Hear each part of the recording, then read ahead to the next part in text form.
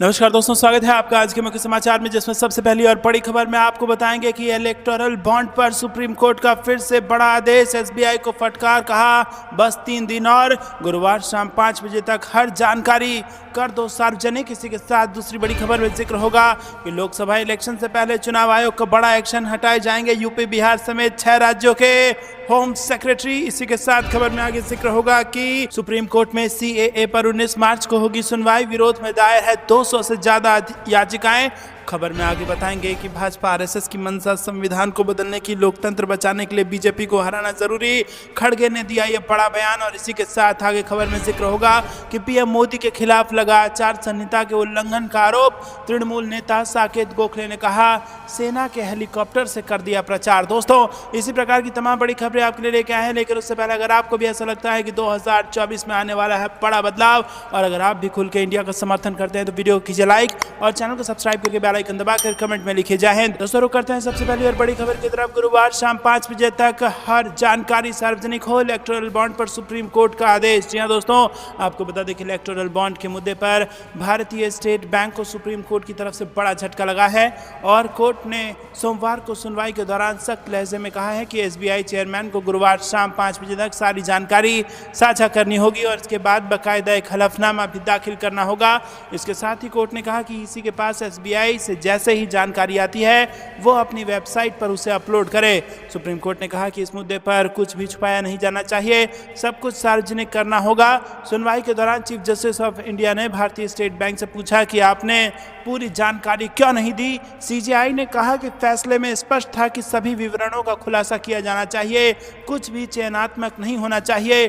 Court के आदेशों पर निर्भर मत रहिए, सभी इमेजिनेबल जानकारी का खुलासा किया जाना चाहिए और एसबीआई सुप्रीम कोर्ट के फैसले का पालन करने के लिए बाध्य है। तो दोस्तों, सभी इमेजिनेबल फैक्ट्स जो हैं वो जनता के सामने रखे जाने चाहिए और हर एक चीज़ के लिए सुप्रीम कोर्ट के आदेश का इंतज़ार नहीं करना होगा। और यहाँ पर स्पष्ट कहा दिया है सुप्रीम कोर्ट ने कि सारी जानकारी जनता को मिलनी चाहिए। जनता को ये जानने का अधिकार है कि पार्टियों को कहाँ से पैसा आ रहा है, और free and fair election conduct कराने के लिए और जनता के सूचना के अधिकार को मजबूत करने के लिए यहाँ सुप्रीम कोर्ट ने ऐतिहासिक फैसला दिया है, जहाँ पर इलेक्टोरल बॉन्ड को अनकॉन्स्टिट्यूशनल या फिर असंवैधानिक घोषित करके यहाँ पर बड़ी मुसीबत में भाजपा को डाल दिया है। जी हाँ दोस्तों, आपको क्या कुछ लगता है कमेंट में जरूर बताइए। वीडियो को लाइक नहीं किया तो लाइक जरूर कीजिएगा। रुक करते हैं अगली ब्रेकिंग न्यूज की तरफ। लोकसभा चुनाव से पहले चुनाव आयोग का बड़ा एक्शन, हटाए जाएंगे यूपी बिहार समेत 6 राज्यों के होम सेक्रेटरी। जी हाँ दोस्तों, लोकसभा चुनाव से पहले चुनाव आयोग ने बड़ा कदम उठाते हुए 6 राज्यों के गृह सचिवों को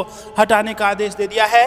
चुनाव आयोग ने निष्पक्ष चुनाव कराने के लिए ये कदम उठाया है और एएनआई की रिपोर्ट के मुताबिक उत्तर प्रदेश, गुजरात, बिहार, हिमाचल प्रदेश, उत्तराखंड और झारखंड के गृह सचिवों को हटाए जाने का आदेश जारी किया गया है। जी हाँ दोस्तों, अगर इसमें हम आपको बताएं तो यूपी में भाजपा की सरकार है, गुजरात में भाजपा की सरकार है, बिहार में जेडीयू और बीजेपी की गठबंधन की सरकार है, हिमाचल प्रदेश में कांग्रेस की सरकार है, उत्तराखंड में भाजपा की और झारखंड में झामुमो की सरकार है। और ऐसे में आपको बता दें दोस्तों कि 4 राज्य ऐसे हैं जहां पर भाजपा की सरकार है, और ऐसे में इन 4 राज्यों में भी होम सेक्रेटरी को बदलने का यहाँ पर बड़ी खबरें सामने आ रहा है। हटाने का आदेश जारी कर दिया गया है चुनाव आयोग द्वारा, और इसी के साथ हिमाचल प्रदेश और झारखंड के होम सेक्रेटरी को भी हटाया जाएगा। इसके अलावा हिमाचल प्रदेश और मिजोरम के भी सामान्य प्रशासनिक विभाग के सेक्रेटरी को हटा दिया गया है। चुनाव आयोग ने राज्य की सरकारों से कहा है कि चुनाव से संबंधित उन अधिकारियों का ट्रांसफर कर दिया जाए जो कि 3 साल या फिर उससे ज़्यादा का समय अपने होम डिस्ट्रिक्ट में बिता चुके हैं। वहीं कुछ म्यूनिसिपल कमिश्नर और डिप्टी म्यूनिसिपल कमिश्नर के ट्रांसफर को लेकर महाराष्ट्र की सरकार ने आपत्ति जताई है। दोस्तों, आपको बता दें कि चुनाव से पहले अफसरों का तबादला आम बात है, ताकि चुनाव में किसी प्रकार की धांधली ना हो और फ्री एंड फेयर इलेक्शन हो सके। और इसी कड़ी में अब ये खबर आई है जहां पर होम सेक्रेटरी स्तर के बड़े अधिकारियों को भी यहाँ पर 6 बड़े अधिकारियों को हटाने का यहाँ पर आदेश जारी किया है चुनाव आयोग ने। रुक करते हैं ब्रेकिंग न्यूज की तरफ। सुप्रीम कोर्ट में सीएए पर 19 मार्च को होगी सुनवाई। विरोध में दायर है 200 से ज्यादा याचिकाएं। जहां दोस्तों, सुप्रीम कोर्ट नागरिकता संशोधन अधिनियम के प्रावधानों को लागू करने पर रोक लगाने की मांग वाली याचिकाओं पर 19 मार्च को सुनवाई करेगा।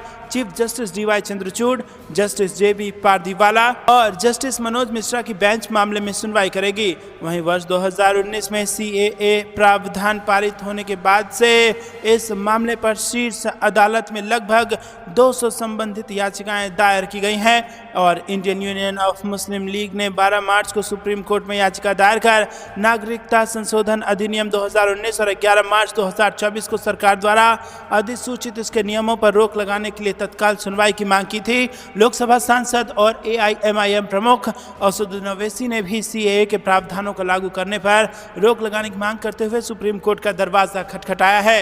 रुक करते हैं अगली ब्रेकिंग न्यूज की तरफ। भाजपा RSS की मंशा संविधान बदलने की, लोकतंत्र बचाने के लिए बीजेपी को हराना जरूरी, खड़गे का बड़ा बयान। जी दोस्तों, आपको बता दें कि कांग्रेस अध्यक्ष मल्लिकार्जुन खड़गे ने भारतीय जनता पार्टी और राष्ट्रीय स्वयंसेवक संघ पर हमला करते हुए कहा है कि उनकी विचारधारा समाज के लिए घातक है और उनकी मंशा बाबा साहेब अंबेडकर के संविधान को बदलने की है। खड़गे ने कहा कि मोदी सरकार इसी विचारधारा से शक्ति पाती है और वो लोकसभा चुनाव में भारी बहुमत हासिल कर देश के संविधान को बदलना चाहते हैं और इस चुनाव में लोकतंत्र को बचाने के लिए भाजपा को हराना जरूरी है। उन्होंने ट्वीट किया कि भाजपा RSS की विचारधारा संविधान को बदलना चाहती है। उनकी विचारधारा गरीबों के अधिकार छीनकर अपने और अपत्ति मित्रों की जेब भरने के लिए अपनी मनुवादी सोच लागू कर भाई को भाई से लड़ाने के लिए डॉक्टर बाबा साहेब अंबेडकर द्वारा दिए गए संविधान को खत्म कर SC, ST, OBC और अल्पसंख्यकों के हक को छीनने के लिए है। इसी के साथ खड़गे ने कहा कि ये चुनाव लोकतंत्रवादी शक्तियों बनाम नफरत, हिंसा एवं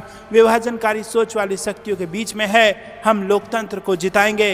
रुक करते हैं अगली ब्रेकिंग न्यूज की तरफ। PM मोदी के खिलाफ लगा आचार संहिता के उल्लंघन का आरोप। तृणमूल नेता साकेत गोखले ने कहा कि सेना के हेलीकॉप्टर से किया प्रचार। जी दोस्तों, तृणमूल कांग्रेस के राज्यसभा सांसद साकेत गोखले ने बीते रविवार को प्रधानमंत्री नरेंद्र मोदी को आंध्र प्रदेश की यात्रा के दौरान उन पर कथित तौर पर आचार संहिता के उल्लंघन का आरोप लगाते हुए चुनाव आयोग में शिकायत दर्ज कराई है। तृणमूल नेता गोखले ने इस संबंध में सोमवार को दावा किया कि प्रधानमंत्री नरेंद्र मोदी ने पालनाडु में एक चुनावी रैली में भाग लेने के लिए युवा सेना के हेलीकॉप्टर का इस्तेमाल किया है।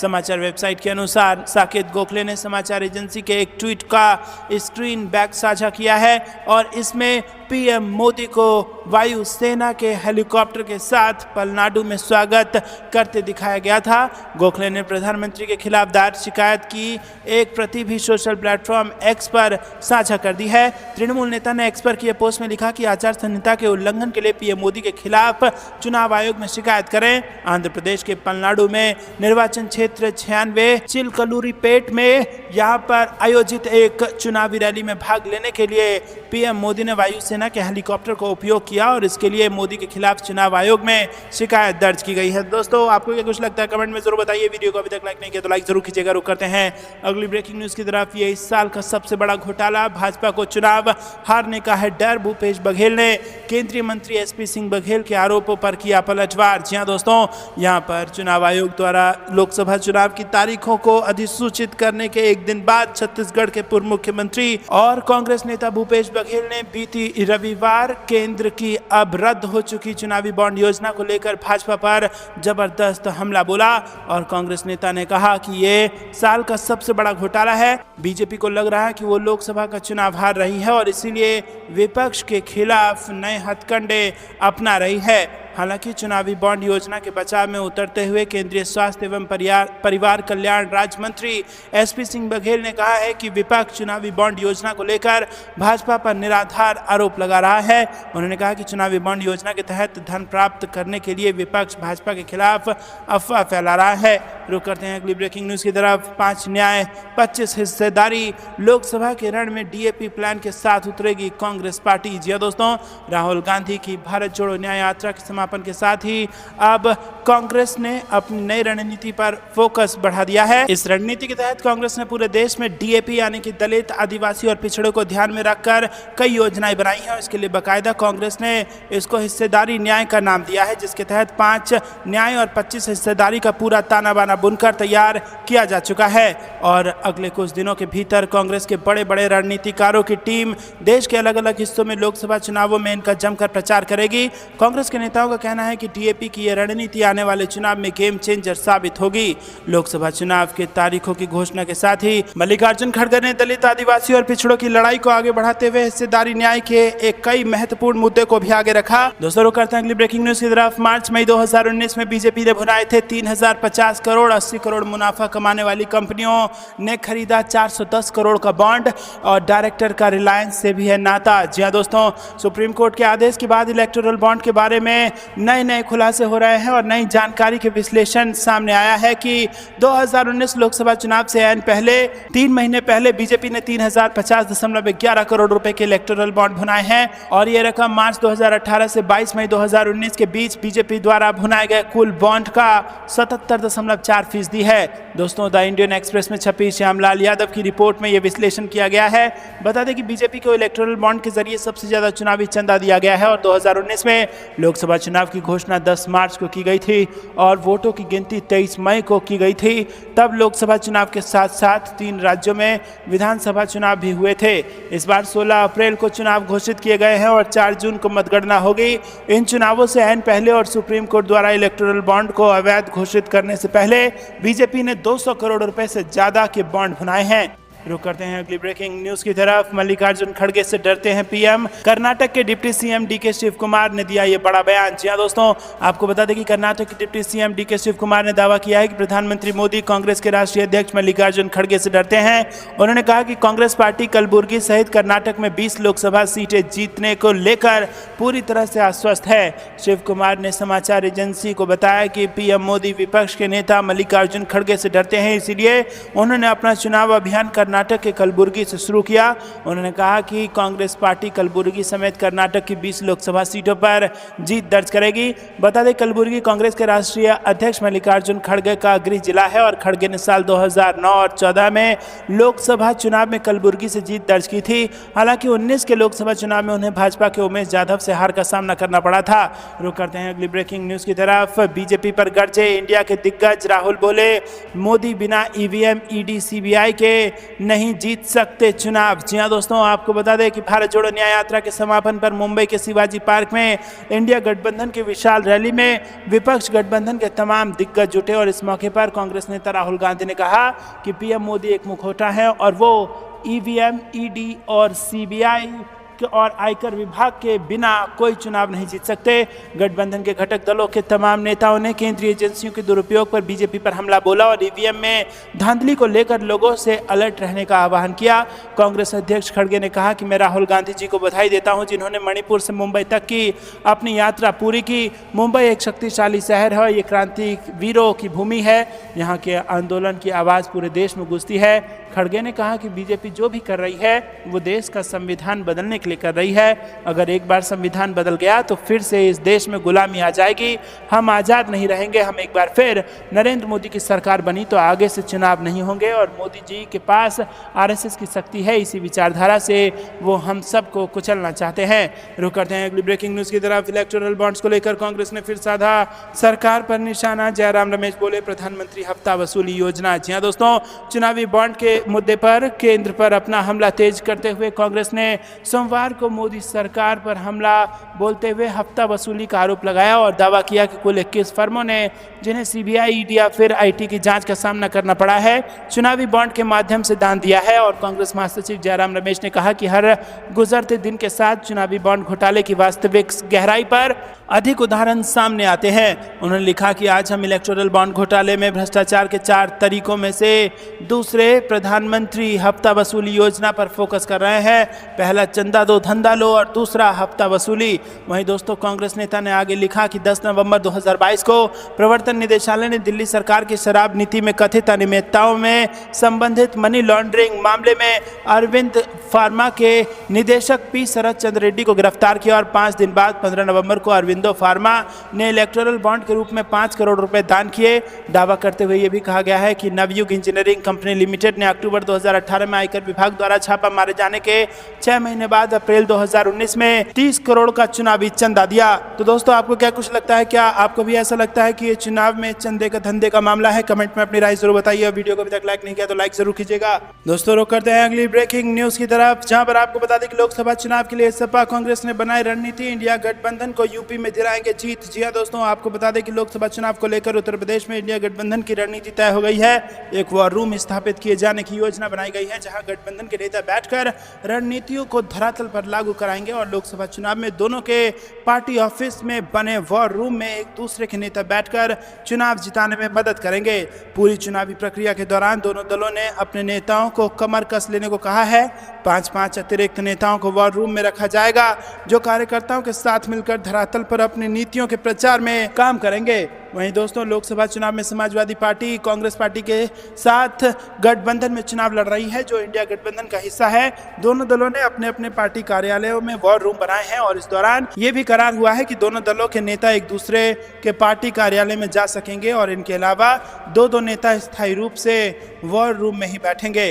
रुक करते हैं अगली ब्रेकिंग न्यूज की तरफ। अखिलेश यादव ने राहुल गांधी की जमकर की तारीफ, बताया यात्रा की समापन रैली में क्यों नहीं हुए शामिल। जी हाँ दोस्तों, आपको बता दें कि समाजवादी पार्टी के राष्ट्रीय अध्यक्ष अखिलेश यादव ने कांग्रेस नेता राहुल गांधी की तारीफ की और उन्होंने कहा कि बिरले ही लोग ऐसी यात्रा निकाल सकते हैं। हालांकि अखिलेश यादव राहुल गांधी की न्याय यात्रा के मुंबई में हुए समापन कार्यक्रम में शामिल नहीं हो सके और उन्होंने इसके पीछे चुनावी तैयारियों का कारण बताया। अखिलेश यादव ने रविवार को कांग्रेस नेता राहुल गांधी को पत्र लिखा और इसमें कहा गया है कि बिरले ही लोग हैं जो ऐसी यात्रा कर सकते हैं। दोस्तों, रुक करते हैं अगली ब्रेकिंग न्यूज की तरफ। ईडी सीबीआई हमारे हाथ में आ गई तो बीजेपी नहीं बचेगी, संजय राउत का फडणवीस को सीधी चेतावनी। जी हाँ दोस्तों, संजय राउत ने उप मुख्यमंत्री देवेंद्र फडणवीस को सीधे चेतावनी देते हुए कहा है कि जब ईडी और सीबीआई हमारे हाथ में आएगी तो भारतीय जनता पार्टी खत्म हो जाएगी। उन्होंने यह बयान फडणवीस के परिवारवाद वाले बयान का जवाब देते हुए कहा है। राउत ने कहा कि जिस दिन केंद्र में ईडी और सीबीआई हमारे हाथ में आएगी उस दिन देवेंद्र फडणवीस को यह वाक्य दोबारा सुनना चाहिए और फिर उनकी पार्टी नहीं बचेगी। लोहा लोहे को काटता है, हम भी जानते हैं, सिर्फ वही नहीं जानते। मैं फिर से कहता हूं, जिस दिन हमें ईडी और सीबीआई के साथ सत्ता मिलेगी उस दिन फडणवीस को अपनी पार्टी बचा लेनी चाहिए। रुक करते हैं अगली ब्रेकिंग न्यूज की तरफ। इंडिया की शक्ति प्रदर्शन में गूंजे अब की बार बीजेपी तड़ी पार के नारे और क्या क्या बोले विपक्षी दिग्गज, आपको बता दें दोस्तों। कांग्रेस पार्टी की भारत जोड़ो न्याय यात्रा का समापन रविवार को महाराष्ट्र की राजधानी मुंबई में हुआ। मुंबई में कांग्रेस के कार्यक्रम में हिस्सा लेने के लिए पार्टी नेता सोनिया गांधी, मल्लिकार्जुन खड़गे, राहुल गांधी और प्रियंका गांधी पहुंचे थे। दोस्तों, आपको बता दें कि उद्धव ठाकरे ने लोगों को संबोधित करते हुए बीजेपी पर निशाना बोला और उन्होंने कहा कि बीजेपी एक गुब्बारा है और दुर्भाग्य से हम उन लोगों में शामिल हैं जिन्होंने इसमें हवा भरी है। पीएम मोदी के लिए वो और उनकी प्रधानमंत्री की कुर्सी उनका परिवार है। ठाकरे ने कहा कि पीएम मोदी हम सभी लोगों की परिवारवादी पार्टियां कहकर आलोचना करते हैं, लेकिन मैं पूछना चाहता हूं कि मोदी का परिवार क्या है। पीएम मोदी के लिए वो और प्रधानमंत्री की कुर्सी ही उनका परिवार है। दोस्तों, उन्होंने आगे कहा कि बीजेपी 400 सीट जीतना चाहती है ताकि देश में तानाशाही लाई जा सके, लेकिन जब लोग इकट्ठा होते हैं तो तानाशाही का खात्मा हो जाता है। अब की बार बीजेपी तड़ी पार और ठाकरे ने भारत सरकार की जगह मोदी सरकार शब्द का इस्तेमाल करने के लिए भी बीजेपी की आलोचना की। रुक करते हैं अगली ब्रेकिंग न्यूज की तरफ। बिहार में कैबिनेट विस्तार के बाद बीजेपी के 12 विधायक नाराज। जी हाँ दोस्तों, नीतीश कैबिनेट विस्तार के बाद बीजेपी में गुटबाजी तेज हो गई है और आधा दर्जन एमएलसी को मंत्री बनाए जाने को लेकर नाराजगी की खबरें हैं और 12 एमएलए की बैठक रात हुई और बिहार में मंत्रिमंडल विस्तार से बीजेपी विधायकों का एक गुट नाराज बताया जा रहा है।